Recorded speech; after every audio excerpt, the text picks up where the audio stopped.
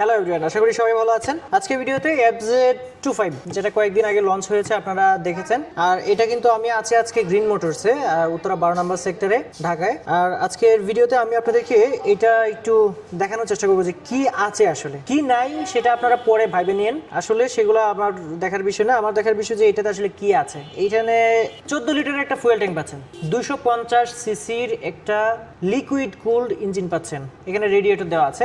আর এখানে এক্সট্রা একটা কিট লাগানো আছে, দেখতেই পাচ্ছেন এই যে জায়গাটাতে।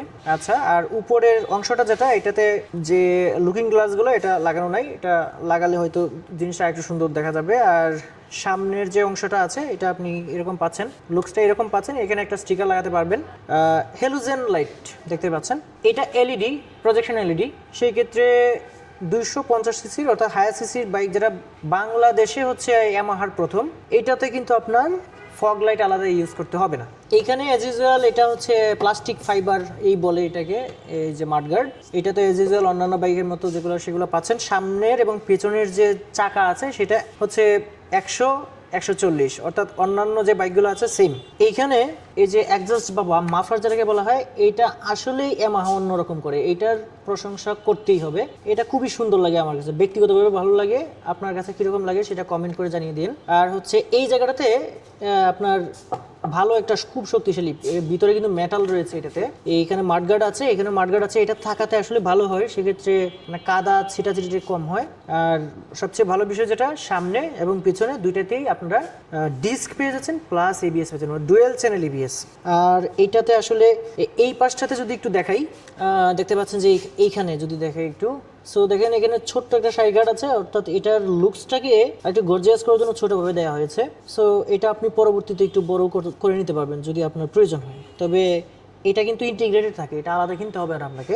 আর এই দুইটা জায়গাতে তো ফুটরেস্ট রয়েছে। আর এখানে যদি দেখেন, এখানে কিন্তু টুইন সিট, এখানে স্প্লিট সিট, এখানে ধরার হ্যান্ডেল বার রয়েছে। এখানে আশা করছি, আচ্ছা মানে বসতে কীরকম লাগে বা চালাতে কীরকম লাগে আমি চালাই নেই, আপনি একটু ওদিকে যান।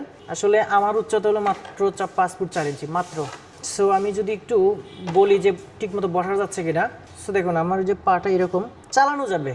আমার মনে হয় 5 ফুট 4 যারা আছেন তারা চালাতে পারবেন। হ্যান্ডেল বারটা একটু উঁচু লাগছে, ভালোই লাগছে, মানে হ্যান্ডেল বারটা অন্তত FZ ভার্সন 2 এর চেয়ে ভালো লাগছে।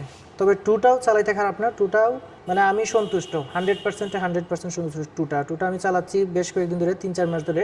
আর হচ্ছে যে এটা টান কীরকম বা অন্যান্য যে বিষয় সেগুলো আসলে এই মুহূর্তে বলতে পারছি না। যারা হচ্ছে এইটা চালাবে, রিভিউ দিবে, তারা হয়তো বলতে পারবে আর কি। আর মাইলেজের বিষয়টা হচ্ছে কোম্পানি থেকে ওয়েবসাইটে আমি পাই নাই, যেটা হচ্ছে উড়া শুনেছি, সেটা হচ্ছে সিটিতে 35 থেকে 40-এর মতো পাইতে পারেন। আর যদি আপনি হাইওয়েতে চলে যান, ব্রেক টেক কম করা লাগে, সেই ক্ষেত্রে আপনার 40, 45, 50ও পেয়ে যেতে পারেন। কারণ ইয়ামাহা আসলে ইঞ্জিনের জন্য, আপনারা জানেন ইয়ামাহার ইঞ্জিন, মানুষে ইয়ামাহা গাড়ি কিনেই হচ্ছে রিলায়েবিলিটির জন্য আর কি, যে এটা আসলে সহজে নষ্ট হয় না। আর সার্ভিসটা তো অসাধারণ।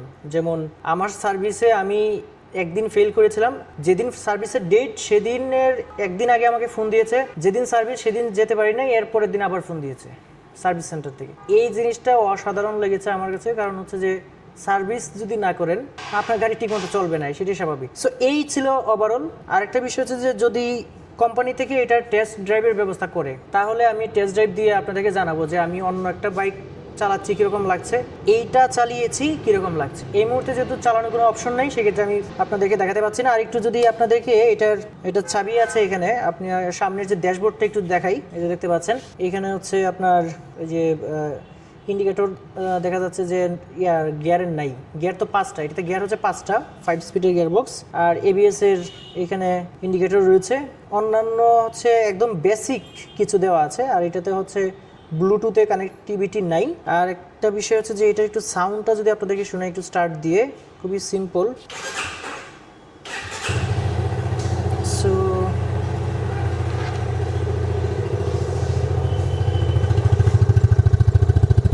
আশা করি আপনারা বুঝতে পারছেন। সাউন্ডটা হলো যে 250 সিসি, যেহেতু সেক্ষেত্রে এইটার হলো একটা মানে একটু ভারী একটা সাউন্ড, ভালো লাগে এটা।